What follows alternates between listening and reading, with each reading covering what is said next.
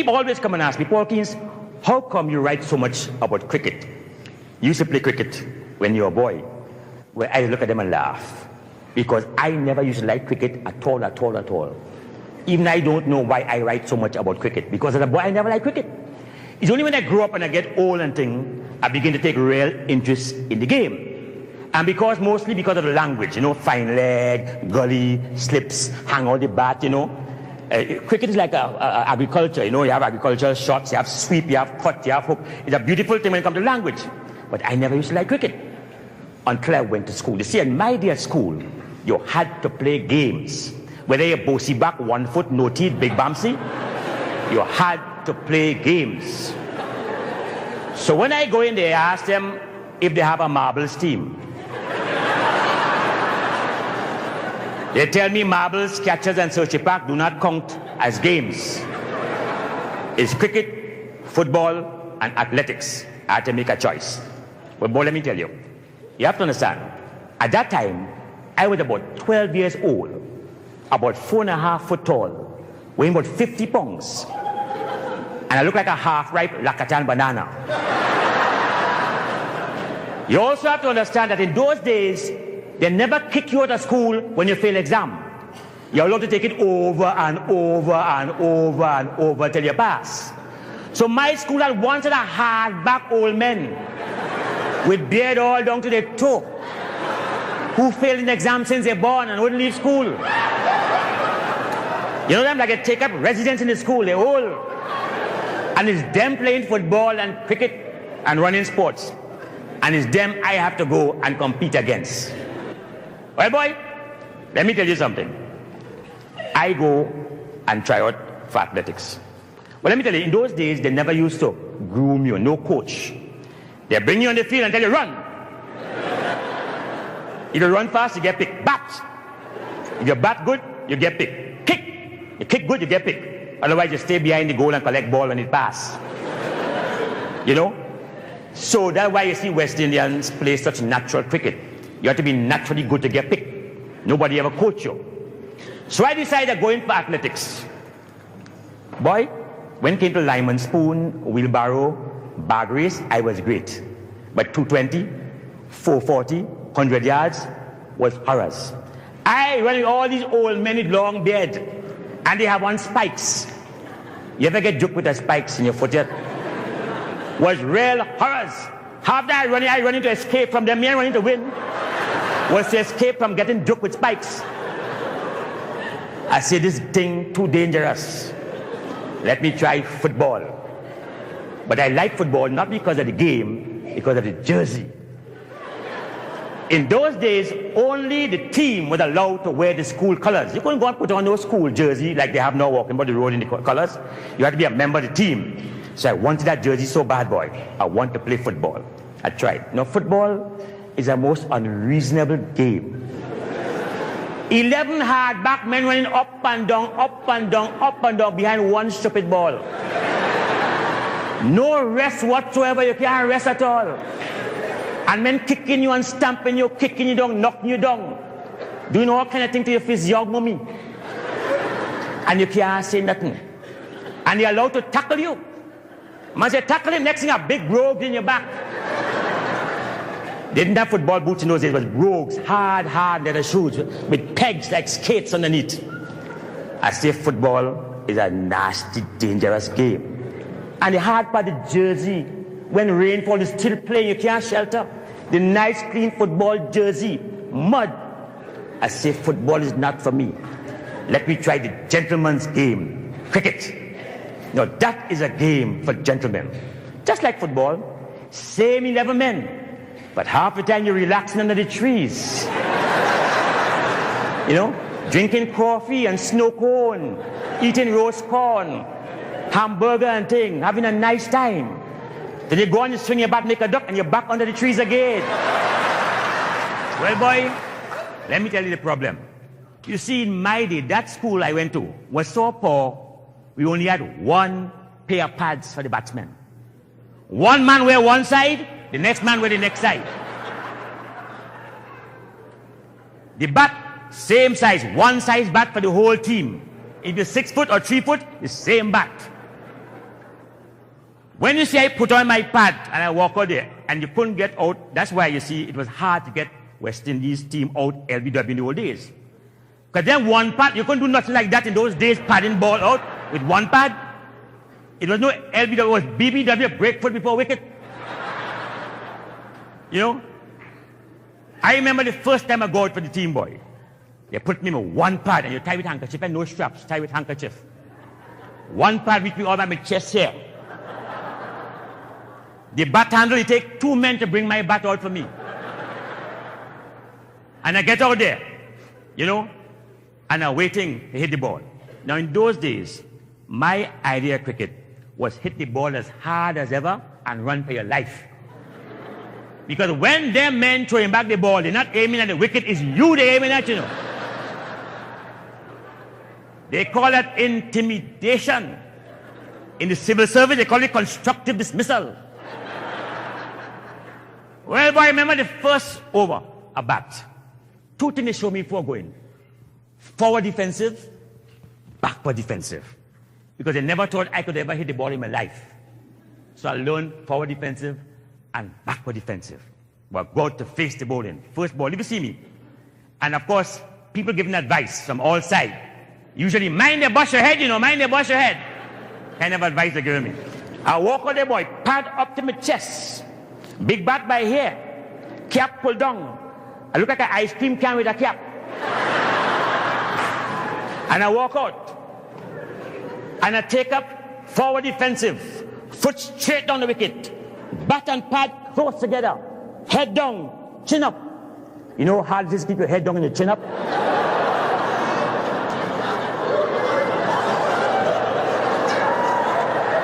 And hear them, watch the bowler in the eye. The bowler cocky eye coming down and be so.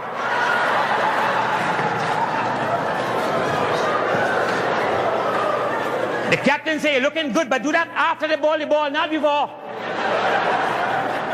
Let me take you on, boy. I get ready again. First ball coming up, I do so. Forward defensive close, I ain't seen nothing yet. I feel the breeze when the ball pass. By the time I open my eyes, I see them pelting the ball back up. They say, keep your eye on the ball. Eye on the ball? My eye was on the bat. That was the heaviest piece of wood I ever held in my hand in my life. Second ball coming up, I say, hitting them backward defensive. I step back, back up, head down, everything ready. Keep your eye on the ball. Eye on the ball? My eye on the bat. Trying to keep it there from getting licked away. But the ball had its eye on me. The ball hit the bat flap, knock off my shades. I had on shades. In those days, you wear shades. You couldn't bat, but you had to put on shades. $1.25 for shades in those days. Black, black. Fellas say you want to close your eye, the shades so black, keep your eye open, you can't see anyway. When the third ball coming up, I said, I'm going to hit this ball, even if it kills me dead today, I'm going to hit the ball. And the man bowled one ball. I open my eye and I swing the bat. They tell me I make history. I should be in the Guinness Book of Records. I get catched by 3 men at the same time. Wicketkeeper catch the ball. Man slips catch me hat. Umpire catch the bat.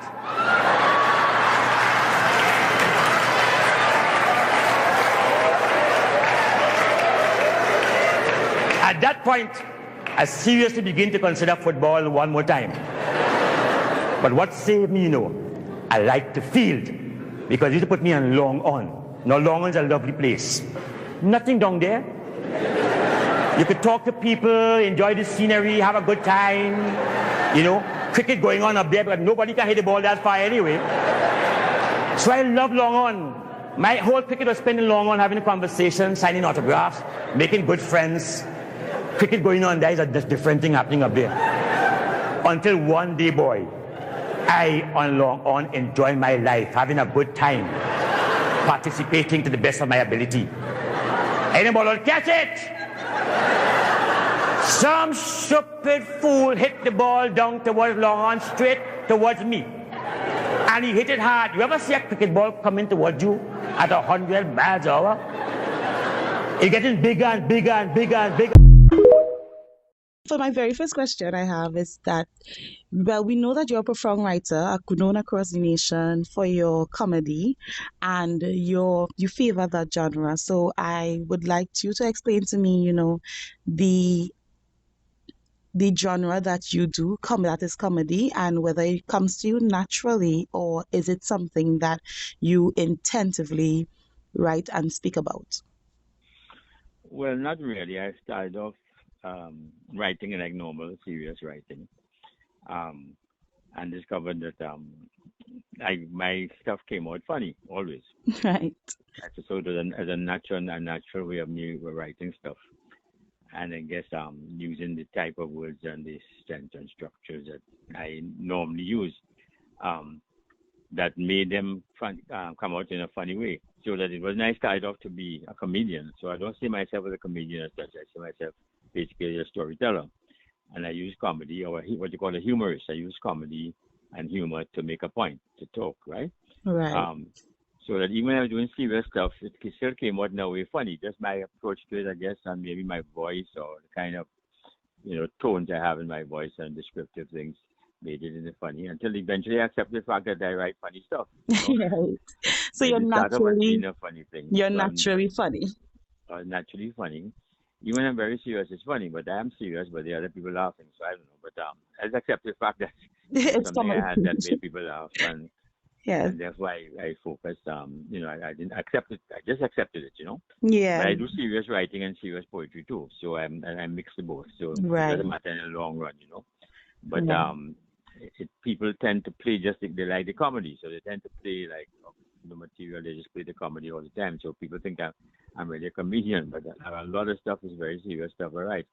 But it's just that the media and I guess the public like things that make them laugh, and therefore those poems and stories get more play than I guess the serious stuff. But Mhm. what I do is I just mix them when I do presentations, so they both get played at some point. Yeah. Oh, yes, nice.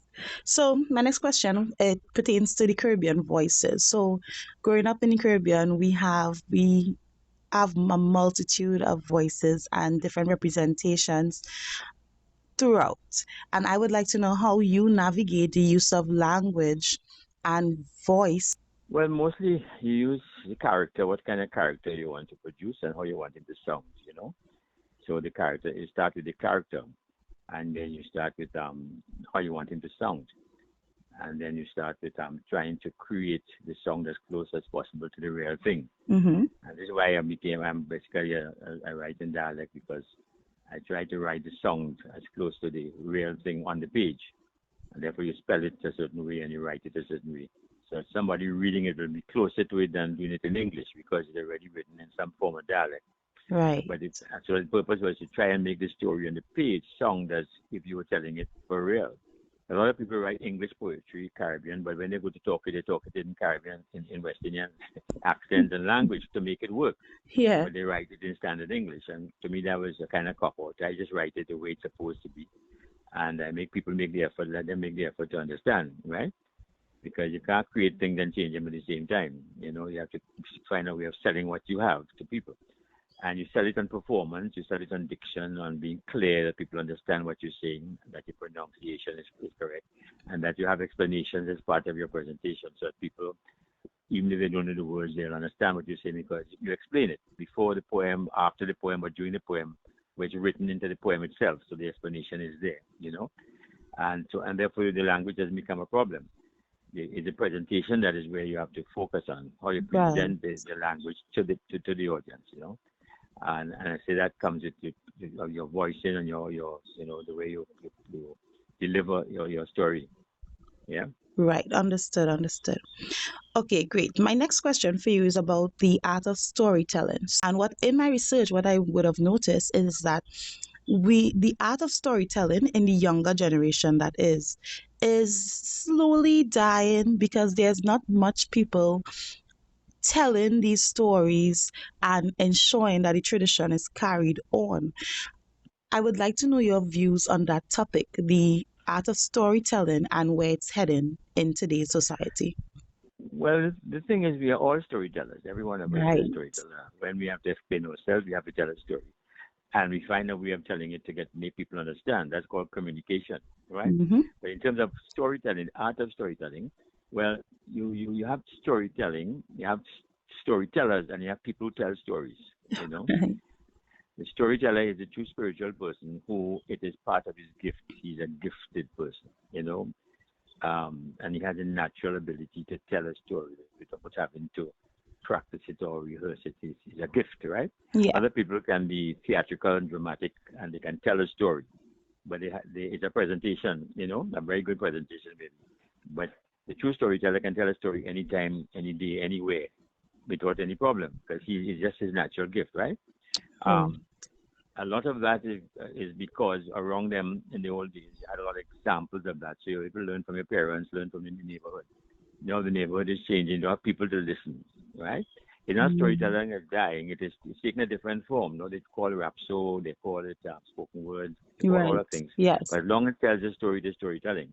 But the storytelling as we know it, where a storyteller is a man and his voice, right? The man has to make his voice, and the voice has to tell you the story. So you must see what's happening, right? So storytelling is about making people see. So you don't need special effects. You don't need sets. If you can make people see and use their imagination, then everything is in their head. Yes. And that's the power of this true storyteller. He can make you see what he's talking about. So Right. even if the music goes or the light goes or this, You he can can still still tell the story visualize. because you can visualize. And that's the power of the true storyteller. Now, some people do it naturally, as I say, it's a gift. Some people have the gap, they can tell stories, in the everyday life, but they can't do it every night on the stage. They can do it, on one off on the occasion. But to be a trained storyteller is when you want to perform regularly and you have to tell the same story over and over on a different stage, and you have to adapt it. That's a theatrical, that's a presentation of the story. But if you're a true storyteller, you can't really bust on a story. You know your story. You just tell it. So it's not storytelling, the art as we know it. When we define storyteller as a man and his voice, that is changing because people are using different genres to tell stories. But the Understood. storyteller, as we know, a storyteller is a man and his voice. That is changing in the sense that the format of presenting the story is changing. But eventually it comes back because with the individual, because an individual will come up with the gift again of telling stories naturally. And he will just do it as he knows it, which is the normal way. And I think that's it for everything. Even in music and so on. Eventually, you go back to the old music. You get right back to what it was. Yes. Yes. Somebody come along with the gift of just reaching people with music and just simple music, right? Right. So it's just that we live in a world where we have to adapt and to survive, and there's happening. So you start changing things. So what they say to sell. That but when you change it, tradition means keeping the thing as it used to be. And Right. that's a Yeah. tradition. You can't change tradition. You make new traditions, you know. But if you're doing something like tradition, you have to do it as how it was for it to be tradition, you know. Yes. But you can form new tradition, new ways of telling stories and new ways. But that's it. But the traditional storyteller who was in the griot, who went from village to village telling Correct. stories, that was Yes. the storyteller, you know. And it's taking different forms these days, but that is the original storyteller. But so if you want to be traditional, you have to be like the griot, tell the story with the man and his voice. Or you can form new traditions and do storytelling in like rhapsody or do it in spoken word, whatever format you want. It's still storytelling, but it's not tradition, It's new in that sense. tradition. Yeah. Yeah. Now we all storytellers. All we have to do is decide what kind of storyteller we want to be. Yes. That's where it starts. You have to decide what kind of storyteller you want to be, and then you build yourself on that. You can't be changing every day to something else to sell. You know, Correct. so a certain kind of your image becomes very important. How people see you, and and they see you a certain way, and that's the tradition of you because you become a particular person. Telling a particular story. Yes. And remember, each storyteller um, is actually telling his story his way, the way he sees it. So the same story can be told in different ways, and reach people differently. You know, but it is you have to decide, and the best way to do that is to look for somebody you like and pattern yourself after them. Take a tradition of Right. somebody, your style, and make it yours. Then eventually you develop your own style based on something. But you got Based to start on. somewhere. Yeah. You know. Okay, great. So the next question we're going to move on is a little bit about nationality. So I would have read that you have ties in both Trinidad and Grenada. Yeah. And I want to know, like, how do you balance this sense of your identity? Like, if you choose, or do you see it as we are just one Caribbean? Well, basically we are one Caribbean, but when you take it personally, you say, well, I was born in Trinidad, but my family is Grenadian, so Yes. of Grenada. So I grew up in Grenada. But so my early stories are influenced by Grenada, the folklore. Right. So I had all the early stories. Grenada is very heavy in folklore. So I grew up in a environment of folklore in there, right? So my very early stories that I started telling was based on Grenada bringing.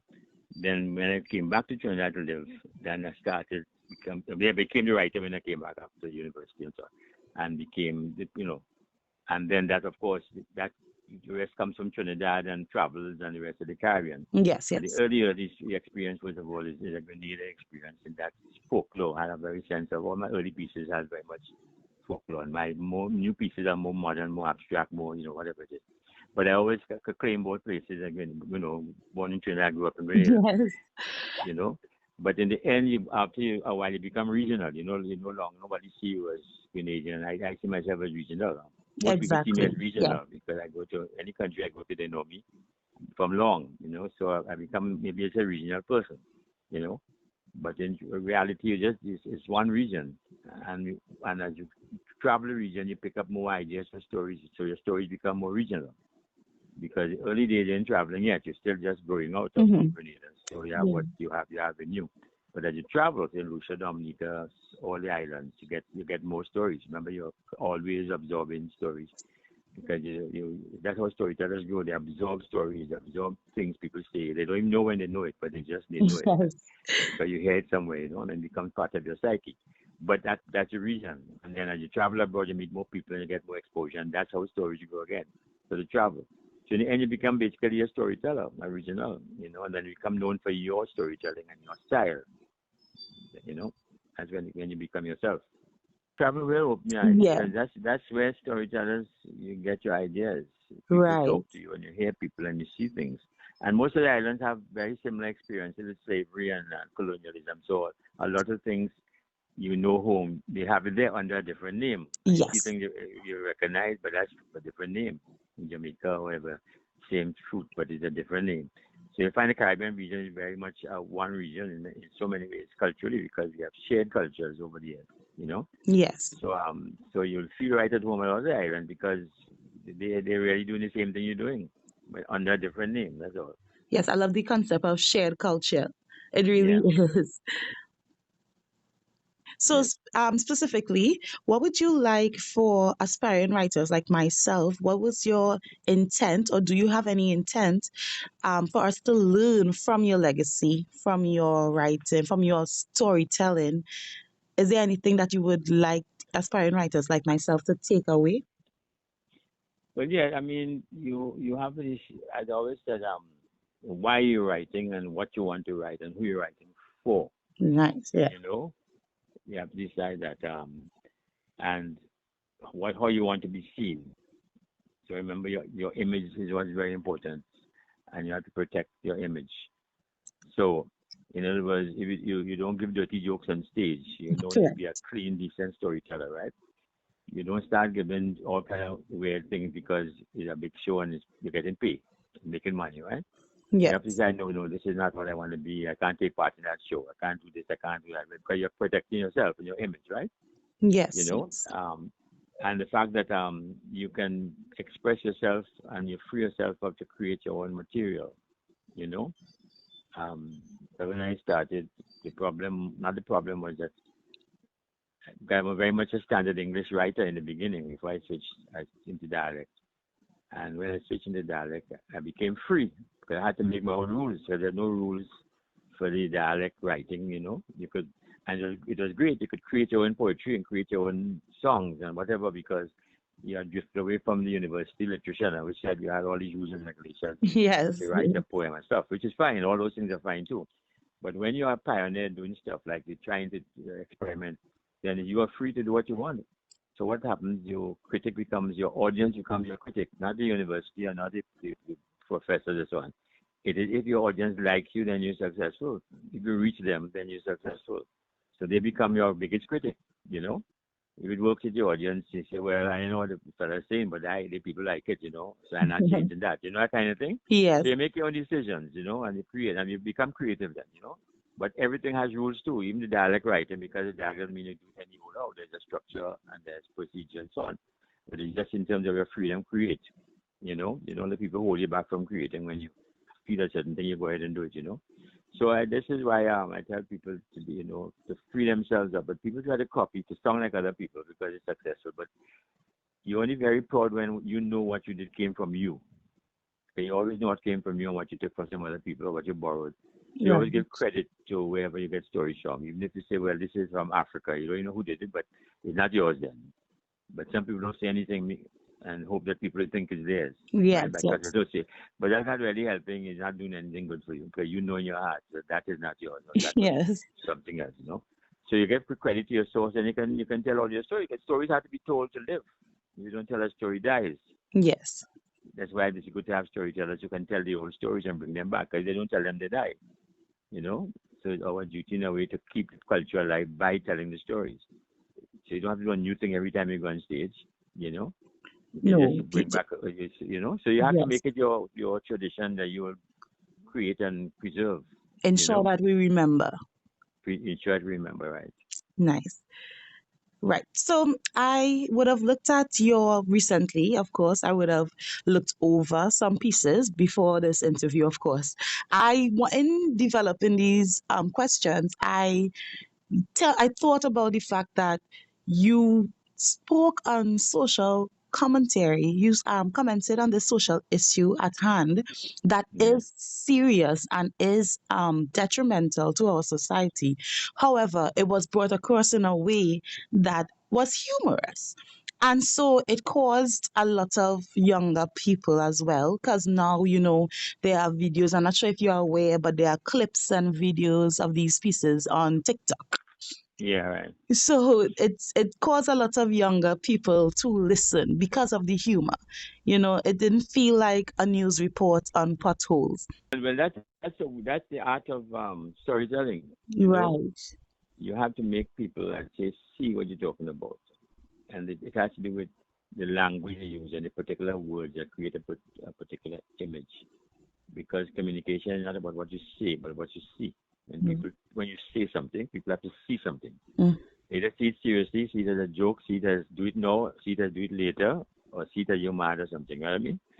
But Yes. it's entirely up to you, to decide how your message goes out. But so you can couch a message in ways that you get the message you want without disturbing people. When people come to a show, they come to be entertained, right? Correct. They come to relax. They don't come to for people to pound them on the head and tell them they're wrong and they're wrong. So you have to find a way of introducing the thing to them. They can laugh and think, but when they go home, there's a message in their mind, and that's where it is.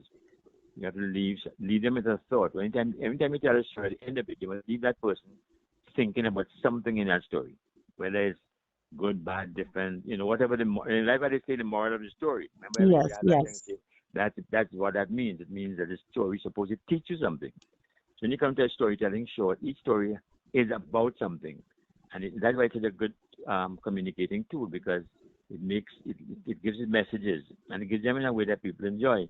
Remember, Jesus used parables. And Jesus was Correct. talking in the Bible. His parables. And his biggest storyteller of all is his Bible. All Jesus and the parables, great stories. But each one told you something, and you learned something at the end of it. And I guess that's what storytelling is all about. It's about passing on information. It's entertaining, it's communicating. It's about preserving. It's all these things wrap up in one. We do it naturally every day among ourselves, but we're just not Correct. Yes. Yes. we're not professionals doing it every day for a living. But if you go to the hairdresser, you have to tell him how you want your hair done. And you don't tell him right or her, your head going through. So you have to learn to tell your story. And that's an important thing emphasizing. Whether you're a child or whether you're a big person, old person, communication about getting your facts out in the right way. So a Yes. lot of advertising is wrong. It gets the facts out, but it's not in a way that makes people want to go and do it. They say we'll do it later, kind of thing. But the person with the right message would make them see it has to be done now, next minute. You know what I mean? So it's just an example of the things it is. But that basically is what it is. Is a tool to communicate and pass on information, and um and then of course preserving the past and all these things. But you can't lecture the people and preach to them every day. They don't want to hear you. You know. That's correct. So Yes. you have to tell them in a way. Calypso was like that too until they started making calypso just open. Calypso was double entendre. When they said something and it meant something else. That Right. was the same thing. In the old days, you couldn't come out and say so you go to jail. You know, so Yes. the slave developed a way of talking that nobody understood what only them knew what they were talking about. You know, same thing with Negro spirituals. They still use spirituals to as signals when they want to get away or when they want to hide. They say swing low, sweet chariot, lie down low. Every song had a meaning, but the slave master didn't know. He thought they were just singing songs. So it was really the communication, right? And you can go to this because storytelling is big, It's not just telling stories in a library, It Yes. is Understood. advertising, it is public relations, it's social marketing, it's media, it's journalism. All that is storytelling and just many fancy names. It's the Right. same thing, Yeah. right? Yeah, but basically, it's really you can use it to get good facts out in a pleasant way and reach more people because everybody wants to hear a good story. If it's That's funny, they want to correct. hear it. But just have to hide. You have to have a balance so that you balance between entertaining and informing. You know, Entertaining and informing. That's if perfect. people come, they want to get entertainment, but you want to inform them too. So you can't make your things so heavily entertainment that they don't listen to what you're saying. You know, and that's where the professional storyteller comes in because he knows how to just reach far enough for the story to make it funny, but still not to make it in a Japanese.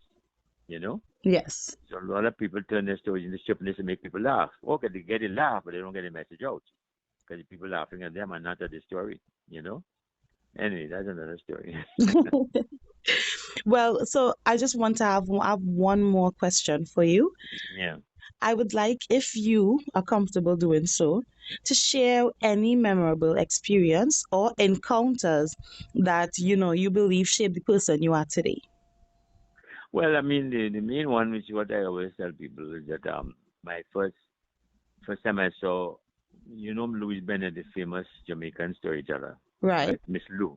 I don't know if Miss you, Lou. you Yeah, should know of her yeah. because she's one of our icons for storytelling in the Caribbean. So if you don't know her, go and look her up, right? Yeah, no, I And know. she, I'm in aware. those days, yeah, she was there fighting in those days to get the Jamaican dialect as respected, in as literature. But when I was in campus, she came on campus to entertain. I never knew Miss Lou. I was doing my postgrad. And up to that point, I was writing in standard English. Everything was English, standard literature.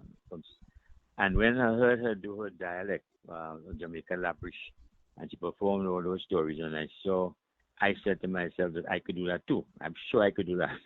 I mean, it was. I went to my room that night on campus and just wrote my first dialect piece called The Band Passing, and it was a brilliant piece. I just Yeah. naturally wrote it, right? And I never went back. And that started my whole dialect career. I never went back to writing in English, standard English poetry. I just went into dialect Yes, and yes. developed my own style and developed my own thing and then became, but up to that point, I was just a student writing stories like you are, I guess, now, Yes, yes. And But if I hadn't gone to if I I will hadn't say gone to that you will be my memorable experience, of course. that, no, so no, those things changed. So that changed my whole direction after going to that show with her. And then Hmm. I grew up to work with her. We became good friends. We did big shows together all over the world, right? Yeah. Because within a few years, I just burst out with my stuff.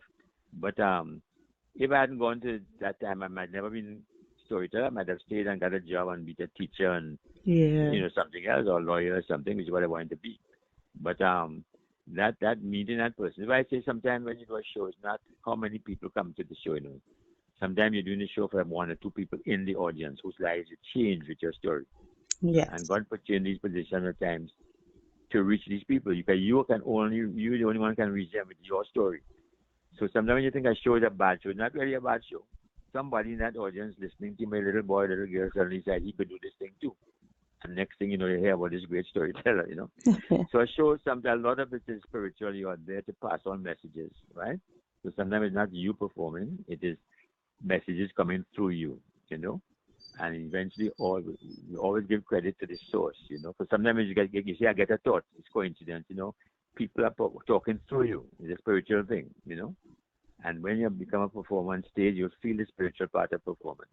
Once you begin to perform, something takes over and it becomes a spiritual thing. You pass in messages. And sometimes you don't even know you're passing messages. But remember, the person listening is getting a message from your story. Yes, we'll Something receive about his it. Yeah. life, maybe it's something in his life he wasn't thinking about, or some person. You don't know. But that's why it's sometimes it's no such thing as a bad show. People talk about because nobody come and the crowd and the money, but sometimes the purpose of that show wasn't to make money, it was to reach somebody in the audience, a spiritual experience. We could go on and talk like this forever, but that's that's basically it. But people, because storytelling seems sound very simple, but there's a lot more to it. Because I say it's not just telling little stories to children in a library. It's social commentary. It is communication. It is advertising. It is social media. It is journalism. It is books. It is novels. You can go on and on. Becomes bigger and bigger and bigger. So when you tell somebody I'm a storyteller, they feel sorry for you. They say yes, but what you do for a living? How you make a living? Yes. Forgetting that all these journalist people are storytellers. Just Yeah. they give themselves a big title, but they're really telling a story. Story. Yes. Yeah. Okay, well, Okay, so that's all the questions I have for you today. I need to say that I am truly honored to have mhm. done this interview with you, not just because of your legacy, but also because I felt like I learned so much. Yeah, And well, thank you. I feel inspired right now to go write. Yeah, okay. Thank you so All right. much. Okay, love, enjoy. All the best. Take care. Bye. Bye.